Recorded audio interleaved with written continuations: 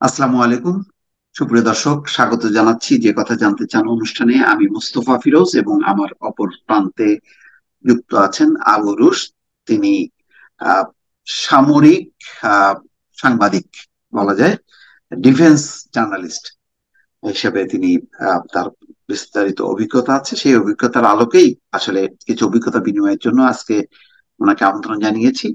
আমরা জানি যে সরকারের বিভিন্ন সংস্থা আছে যারা আহ, তাদের পেশাগত নানান রকম রাষ্ট্রীয় দায়িত্ব পালন করে, কিন্তু আমরা বিগত 15 বছরে দেখেছি নির্মম ভাবে, বিশেষ করে গোয়েন্দা সংস্থাগুলো ডিজিএফআই, এনএসএ, এগুলোকে রাজনৈতিক কাজে ব্যবহার করা হয়েছে এবং তার মূল লক্ষ্য ছিল শেখ হাসিনা তার মানে গদি, তার ক্ষমতাকে পাকাপোক্ত করার জন্য।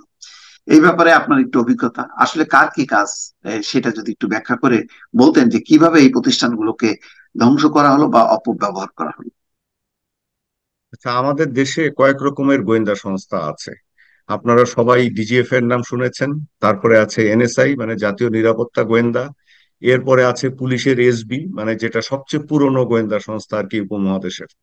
আচ্ছা, এখন মূলত আমাদের জাতীয় নিরাপত্তা বা জাতীয় সমস্ত গোয়েন্দা কার্যক্রম দেখার প্রিমিয়ার অর্গানাইজেশন, মানে ধরেন যদি সিআইএ, আমেরিকার সিআইএ, ভারতের এদের সাথে আপনি মানে একটা তুলনা করেন, তাহলে বলা যাবে এটা হচ্ছে এনএসআই, মানে জাতীয় নিরাপত্তা গোয়েন্দা। আর ডিজিএফআই হচ্ছে, এটা হচ্ছে শুধুমাত্র তিন বাহিনীর জন্য, সেনা, নৌ এবং বিমান বাহিনীর নিরাপত্তা তদারকির জন্য, একটা সমন্বয় সাধনের জন্য এটাকে তৈরি করা হয়েছিল। হুম বাংলাদেশ হুম। স্বাধীন হওয়ার পর এটার নাম ছিল ডিএফআই।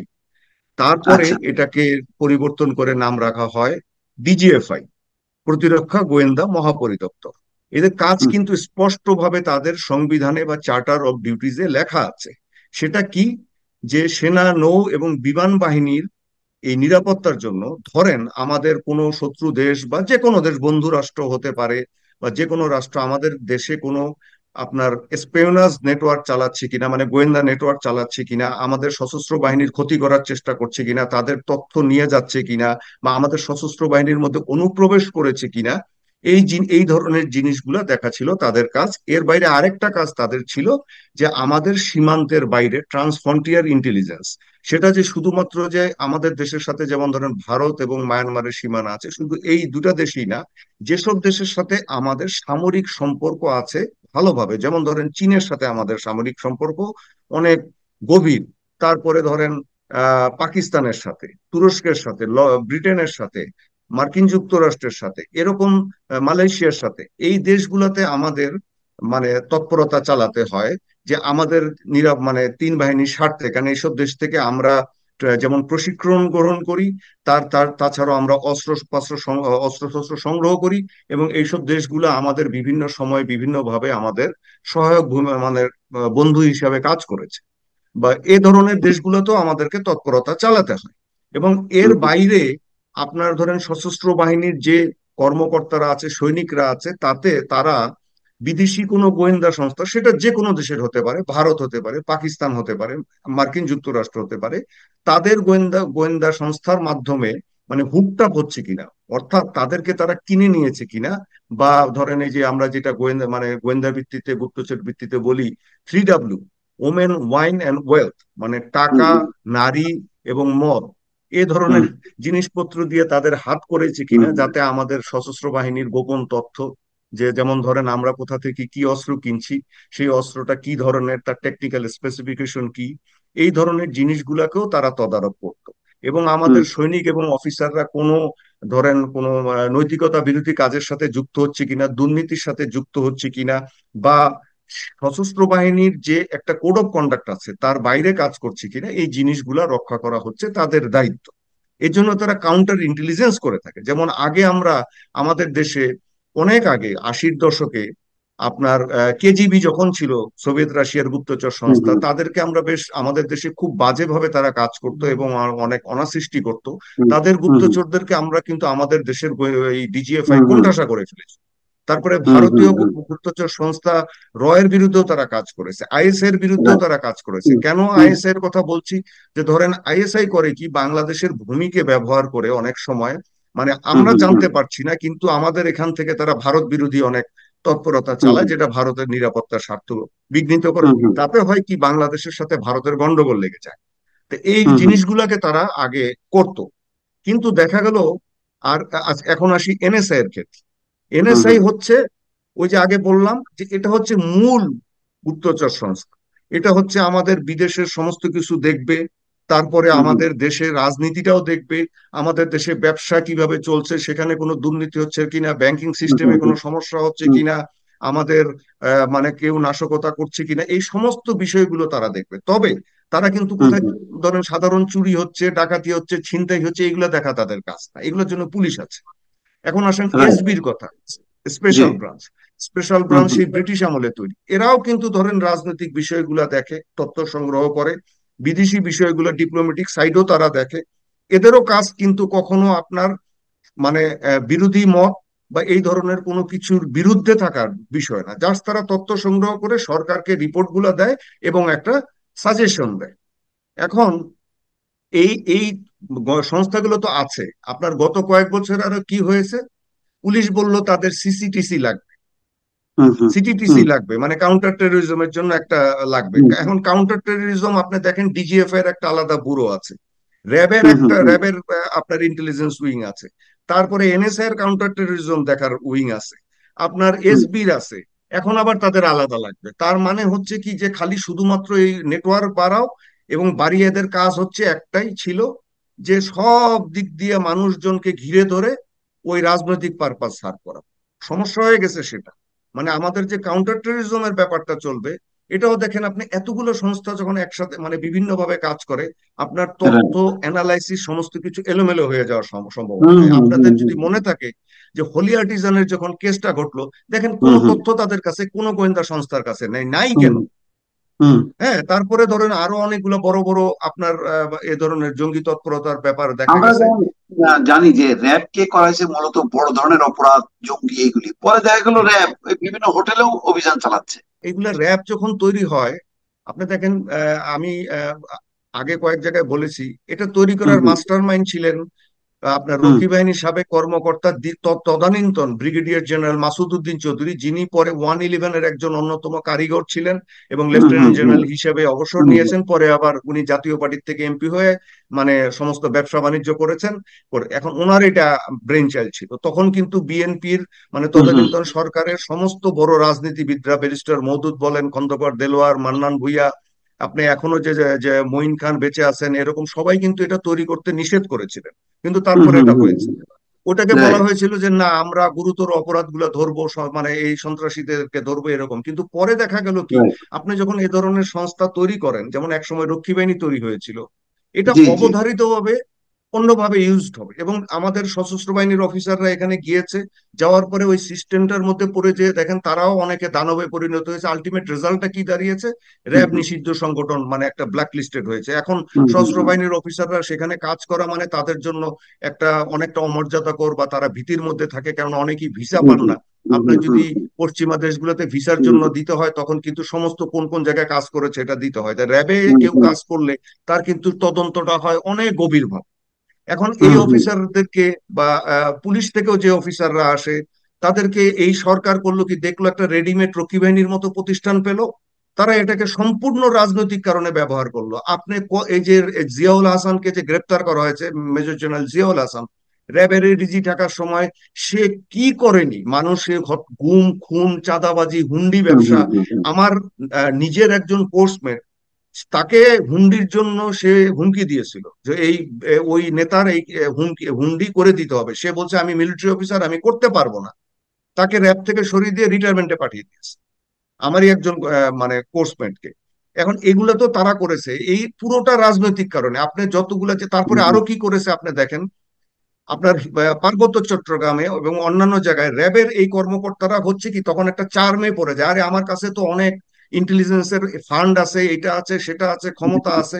এরা গিয়ে ওখানে নিজেদের মতো করে জঙ্গি সাজায়, নিজেরাই কিছু পুরনো অস্ত্র শস্ত্র দিয়ে নিজেদের পয়েন্ট হুম বাড়ায়, আমরা আর্মিতে বলি পয়েন্ট বাড়ায়, মানে তাদের অবস্থানটাকে উঁচু করে। আমি তো এগুলো ধরেছি, এগুলো উদ্ধার করেছি, এগুলো আমি নিজে অনেক এরকম কিছু ঘটনা জানি। হুম এগুলোতে কি হয়, আপনার পুরো সিস্টেম, ইন্টেলিজেন্স সিস্টেম, তথ্য বা মানুষ জনজীবনের মধ্যে অশান্তি সৃষ্টি হয়, এমনকি সরকারের মধ্যে বিচলিত একটা ভাব চলে আসে। আর হুম ডিজিএফআই এর কথা তো আমি কি বলবো, যে ডিজিএফআই এর চার্টারের বাইরে গিয়ে আপনার যখন এই সরকার আসার পরে একটা আলাদা ব্যুরো তৈরি করে, সেই ব্যুরোটার হুম নাম হুম হচ্ছে ইন্টারনাল অ্যাফেয়ার্স ব্যুরো। এর কাজ হুম কি হুম ছিল? শুধুমাত্র দেশের রাজনীতি দেখা। আচ্ছা, রাইট। রাজনীতি কেন মিলিটারি অফিসাররা দেখবে? হুম সামরিক হুম অফিসাররা তো হচ্ছে সকল দলের দেশের, তাদের তো যদি হুম আমরা হুম রাজনীতি দেখতে দেই, এবং ধরেন আজকে বিএনপি ক্ষমতায় আছে, হুম বিএনপি যদি বলে যে আওয়ামী লীগের সমস্ত জাতীয় পার্টির সব নেতাদের সমস্ত কিছু এখানে জড়ো করো, বা আওয়ামী লীগকে ভেঙে দাও, জাতীয় পার্টি ভেঙে দাও, এটা কি ঠিক হবে? তাহলে কি হচ্ছে, ওই মিলিটারি অফিসাররা তারা তো মজা পেয়ে যাচ্ছে। তারা দেখতেছে আমি তো ওই নেতা মন্ত্রী ছিল তার উপরে হুম ছড়ি হুম ঘুরাতে পারছি। হুম হুম তারপরে ধরেন এসএস ফান্ড আছে এই রাজনীতি নিয়ন্ত্রণ করার জন্য, তারা সেখান থেকে দুর্নীতিগ্রস্ত হতে পারে, এবং সবচেয়ে বড় কথা তারা মনস্টারে পরিণত হয়। হুম আপনি দেখেন আয়নাঘর তৈরি হয়েছে, আবারও বলছি আয়নাঘর তৈরি হয়েছে। আপনার 16 সালে ধরে নিয়ে যাওয়া হয়েছে ব্রিগেডিয়ার আজমিকে, তারপরে এক হুম হুম সময় কাজী নওশাবাকে, মাইকেল চাকমাকে। এই যে দেখেন এই জিনিসটা, এরা তো কেউ ধরেন সাধারণ অপরাধী না, বা এদের সাথে সামরিক বাহিনীর বিরোধী কোনো তৎপরতার কোনো কিছু ছিল হুম, না, না। যা বা আমাদের যা তিন বাহিনীর নিরাপত্তা ব্যাহত হবে তা না। অথচ দেখেন ও আরো একটা কাজ করে ডিজিএফআই।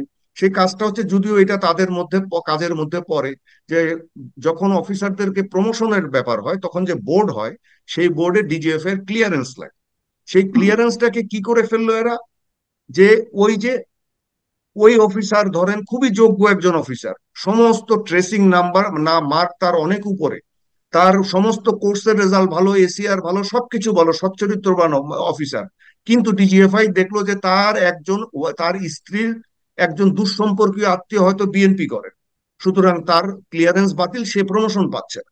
এখন এই দেশে তো কেউ না কারোর আত্মীয় তো থাকবেই, এটা কি কেউ জেনে বিয়ে করে না?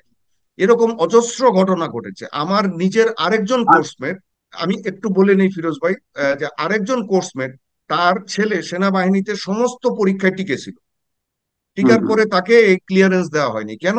আমার ওই কোর্সমেট আপনার বিএনপির রাজনীতির সাথে অবসর গ্রহণের পরে জড়িত ছিল। তো এখন এগুলো কি এগুলো করে করে তো আমরা পুরো প্রতিষ্ঠানটাকে ছাড়াবাড়া করে দিচ্ছি, একদম তাই না? একদম।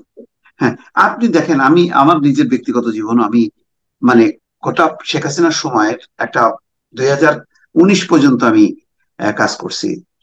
অন্তত 8-এর পর থেকে যদি ধরেন, পুরোটা সময় আমি যে ডিক্টেশন পেতাম সেটা হচ্ছে ডিজিএফআই থেকে। আমাকে যে ডাকা হতো, ডিজিএফ এর কর্মকর্তারা ডাকতো। মানে আমার সাথে সিভিল প্রশাসনের কোনো তথ্য মন্ত্রণালয়, পিআইডি বা এদের যে প্রেস ইনস্টিটিউট, তার কোনো সম্পর্ক নাই। মন্ত্রী আছে এখানে একদম তথ্যগুলো দেখার জন্য বা কোথায় কোনটা। আমি যা ডাক পেতাম ডিজিএফআই থেকে। যা শেষ পর্যন্ত আমি ওই ডিজিএফআই এর কবলেই পড়লাম। মানে যদিও আমি মনে করি যে আমাদের কেউ না কেউ এটা তাদেরকে ইউজ করছে, কিন্তু তারা ইউজ করলো কেন? আমার মালিক এসে ইঙ্গিত দিলেন যে আপনি একটু যোগাযোগ করেন ওখানে, আমাদের তো কোনো আপত্তি নেই আপনার ব্যাপারে। আমাকে নির্দেশনা দিচ্ছেন। আমি বললাম যে মানে কেন কেন যোগাযোগ করবো, আমার অপরাধটা কি? আমার অপরাধ কি আমি জানতে পারতেছি না। কিন্তু বুঝতে পারছি যে মালিক আমাকে কয়েকদিন ধরে বলতেছিল যে আপনি টেলিভিশনের টক শোতে যেয়ে মুক্ত বলেন না। টক টক শোতে আমি কেন বলতে পারবো না? হ্যাঁ। তো দেখেন, এই যে ওয়ান টু ওয়ান, এবং দেখলাম যে সাংবাদিকদের যাতায়াত যেভাবে, বিভিন্ন টেলিভিশন গুলোকে তারা যেভাবে কন্ট্রোল করা শুরু করলো, বিভিন্ন সিডি পাঠালো এই বিভিন্ন ভাষণ প্রচার উপলক্ষে, মানে শেখ হাসিনার বন্দনা, নানা দিবস উপলক্ষে, মানে একটা একটা ব্যবসা। এই কাজটা কিন্তু এর আগে, শেখ হাসিনার আমলের আগে, ইভেন অন 11-এর সময় কিন্তু অতটা দেখিনি। অন 11 থেকে কিছু ডিকটেশন দিত, শুরু কিন্তু হয়েছে। এইভাবে কঠিন ভাবে একেবারে যে মানে নিয়ন্ত্রণ করা, এইটা দেখলাম না। যে চাকরি, নিয়োগ, বদলি, প্রমোশন সবগুলোই আমার বেসরকারি টেলিভিশন, আমি আমার যোগ্যতায় চাকরি করতেছি, কিন্তু নিয়ন্ত্রণ করছে ডিজিএফআই মিডিয়া উইংটা। এটা খুবই দুঃখজনক। তারপরে তাদের মধ্যে ইন্টারনাল অ্যাফেয়ার একটা আছে, যেটা দিয়ে হয়তো পলিটিক্যাল দলগুলোকে রাজনীতি, নিয়ন্ত্রণ এটা আমি বলেছি। আপনি দেখেন, আপনি যেই মিডিয়া উইং এর কথা বলছেন, ডিজিএফআই হুম প্রতিষ্ঠাকালীন থেকে তাদের আরেক একটা ব্যুরো ছিল, সেই ব্যুরোটা হচ্ছে এফপিএবি, আপনার হুম প্রেস অ্যান্ড অ্যানালাইসিস মানে ব্যুরো। এর কাজটা কিন্তু হুম ছিল ওদের চার্টারের মধ্যে, যেমন জি আমাদের তিন বাহিনীর বিরুদ্ধে কোনো প্রচারণা হচ্ছে কিনা, ষড়যন্ত্র হচ্ছে কিনা, পাকিস্তানি পত্রিকায়, ইন্ডিয়ান পত্রিকায়, চীনের পত্রিকায়, থাইল্যান্ডের পত্রিকায় আমাদের সশস্ত্র বাহিনী নিয়ে কোনো খারাপ কিছু হুম আসছে কিনা, এই জিনিসগুলোকে মনিটর করা ছিল তাদের কাজ। তখন ছিল হুম তারা এই কাজটা করত।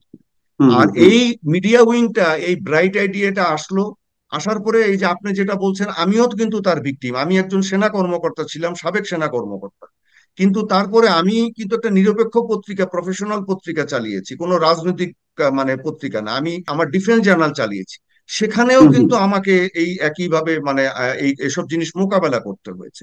এগুলো যে শুরু হয়েছে আপনার বেশিরভাগ 111-এর সময় থেকে, এগুলা আমি হুম তখন হুম। দৈনিক আমার দেশে ছিলাম। হ্যাঁ, 111 থেকে আমানুল্লাহ স্টার্ট কবির, করছে, কিন্তু এটার একটা হ্যাঁ, চূড়ান্ত রূপ দেখলাম যে চূড়ান্ত শেখ লাভ হাসিনা। লাভ করেছে। আপনার আমানুল্লাহ কবির সাহেব ছিলেন আমার সম্পাদক। আমি একটা সারা জাগানো রিপোর্ট করেছিলাম, আপনাদের যদি খেয়াল থাকে, যে ওবায়দুল কাদের, তারপরে এই যে শেখ সেলিম, এরকম আরো কয়েকজনের যে তাদেরকে যে জেরা করার যে তথ্যগুলা বেরিয়েছিল, হ্যাঁ, যেটা এখন অনেক জায়গায় পাওয়া যায়। তো সেই জিনিসটা আমি আমার সাংবাদিকতার সোর্স দিয়ে আমি সেই জিনিসটাকে মানে জড়ো করেছিলাম। এবং সেভাবে এটা লিড রিপোর্ট হিসেবে 4-5 দিন গিয়েছে, তারপরে সারা ফেলেছে আমাকে। আমি তো তখন অনেক জুনিয়র, কিন্তু আমার সম্পাদক আমানুল্লাহ কবির সাহেব তো অনেক সিনিয়র একজন সাংবাদিক ছিলেন। আমাদের দুইজনকে ডেকে নিয়ে যাওয়া হতো, কোন মানে না, তারপরে তো আমি অতিষ্ঠ হয়ে যায়, বললাম যে দৈনিক পত্রিকা থেকে আর কাজ করব না, আমি রিপোর্ট করব না। এখন এই যে মাইন্ডসেট গুলা তৈরি হচ্ছে, মাইন্ডসেট গুলা দেখেন, আমরা আইএসআই কে গালাগালি করি, পাকিস্তানকে সারাদিন গালাগালি করি, কিন্তু হুম। ফলো করছি পাকিস্তানকে। এই পাকিস্তানকে, আইএসআই right, ছাড়া right. আপনি র এর কোন হুম হুম কর্মকর্তা, হুম। আপনার এত বড় একটা অর্গানাইজেশন, কোনোদিন ওদের দেশের একটা সাংবাদিককে, না, ধরেন আপনার মানের বা আমার মানের একটা হুম সাংবাদিককে কাউকে একটা কিছু বলতে পারবে? আচ্ছা, হুম আপনি MI6 এর কথা ধরেন, ব্রিটেনের, যেটা হুম বৈদেশিক গোয়েন্দা সংস্থা, তারা জীবনে, বা MI5, যেটা আভ্যন্তরীণ ওদের গোয়েন্দা বৃত্তি দেখে, তারা হুম কোনোদিন একটা সাংবাদিককে কিছু বলতে পারবে? সিআইএ বলতে পারবে? সিআইএ এর জীবনে সাহস আছে যে ওয়াশিংটন পোস্ট বলেন, নিউ ইয়র্ক টাইমস বলেন, বা একটা ছোট পত্রিকার একটা সাংবাদিককে কোনো কথা বলা? তাদের তো ধরলে তাদের মানে সিআইএ কে মানে আপনার ছাড়খাড় করে দিবে সাংবাদিকরা। এখন হয়েছে কি, আমাদের দেশে গণতন্ত্র না থাকার জন্য, অব্যাহতভাবে নির্বাচন না হওয়ার জন্য, হুম কোনো জবাবদিহিতা তো ছিল না। আর এই অফিসারদেরকে যে লাগিয়েছে, কাজে লাগিয়েছে, বিভিন্ন হুম সুযোগ সুবিধা দিয়েছে, তাদের কাছে অ্যাবান্ডেন্স অফ মানি, টাকা ছিল, যে এই দল ভেঙে দাও, যেমন হুম বিএনএফ হুম করেছে, তৃণমূল, বিএনপি করেছে, হুম এনএসআই, হুম হুম এরা হুম যখন হুম করেছে, ধরেন ওইখানে সরকারকে বলেছে 200 কোটি টাকা বাজেট, এখানকে টাকা যে আসলে কোথায় গেছে, কত টাকা কেউ বলতে পারে না, মাঝখান থেকে হুম অনেকে হুম টাকা খেয়ে ফেলছে। হুম এর মধ্যে আরো হয়েছে কি, অনেকে হয়তো জানে না, ডিজিএফআই এবং এনএসআই তে সিভিল মানে যে থাকে, যারা থাকে বেসামরিক, গত কয়েক বছরে মাত্র ধরেন তিনটা জেলা, আমি তিনটা জেলার নাম বললাম না, সবাই বুঝতে পারেন কোন কোন জেলা, এই জেলার ছেলে পেলে ছাত্রলীগ বেছে বেছে এনে ঢুকানো হয়েছে। তাদের হুম কাজ কি, এই যে ছাত্রদের সড়ক আন্দোলন যখন হলো, এনএসআই তে বসে বসে তারা ঢাকা ইউনিভার্সিটি থেকে শুরু করে সমস্ত ইউনিভার্সিটি এবং সব জায়গায় সিসিটিভি ক্যামেরা দিয়ে তাদের কন্ট্রোল রুমে ছাত্রদের জন্য আলাদা একটা উইং আছে, তারা দেখতো। এবং সেখান থেকে ছবি এই আপনার ডিটেক্ট করে নিয়ে জাতীয় পরিচয়পত্রের সাথে ম্যাচ করে তার বাড়ি থেকে ধরে নিয়ে আসতো। আহা। এইবারও তারা তাই করেছে। এটা এটা কখনো আমাদের জাতীয় নিরাপত্তার কাজ হতে পারে একটা গণতান্ত্রিক দেশ যদি হয়? এটা তো শুধুমাত্র উত্তর কোরিয়াতে সম্ভব, ইরানে সম্ভব, সিরিয়ায় সম্ভব, আপনার ধরেন রাশিয়াতে সম্ভব। মানে এমনকি চীন, এত বড় একটা ধরেন সবচেয়ে বড় কমিউনিস্ট কান্ট্রি, চীনেও এগুলো এরকম ভাবে করে না। চীন তার নাগরিকদেরকে এভাবে ডিস্টার্ব করে না। এবং আমি চীনের সামরিক বাহিনীকে দেখেছি কাছে থেকে অনেক ক্ষেত্রে। আমি তাদের সেনানিবাসেও গিয়েছিলাম একবার আমন্ত্রণে, চীনে। তাদের রাজনীতিতে কথা বলার একটা সুযোগ নাই, কোনো কিছুতে কোনো হাত দেওয়ার সুযোগ নাই। তাদের যে গোয়েন্দা সংস্থা আছে, ওই চাইনিজ কমিউনিস্ট পার্টির সিদ্ধান্তের একটা এদিক ওদিক হাত দেওয়ার ক্ষমতা নাই। হ্যাঁ, তারা ডিসিশন, তাদের তথ্য দিবে, সমস্ত কিছু দিবে, কিন্তু সিদ্ধান্ত রাজনীতিবিদদের, তারা দিবে। এবং তারা তাদের গোয়েন্দা কর্মকর্তাদেরকে পলিউটেড হতে দেয়, একদম স্ট্রিক্ট ইয়ের মধ্যে রাখে, যে সে যাতে দুর্নীতি করতে না পারে। কিন্তু এটা কোথায় হয়? আইএসআই তে হয়, পাকিস্তান। হুম পুরো হুম দেশটাকে দেখেন, তারা ওই মানে তারা রাজনীতি নিয়ে খেলাধুলা করে, সাংবাদিকদেরকে তুলে নিয়ে যায়, হুম সে হুম হুম বুদ্ধিজীবীদেরকে তুলে নিয়ে যায়। নজম শেঠির মতো একজন নামকরা বুদ্ধিজীবীকে তারা, সাংবাদিককে তারা তুলে নিয়ে হুম হুম গিয়েছিল। আমরা পাকিস্তানকে গালি দেই, কিন্তু ফলো করি ওদের।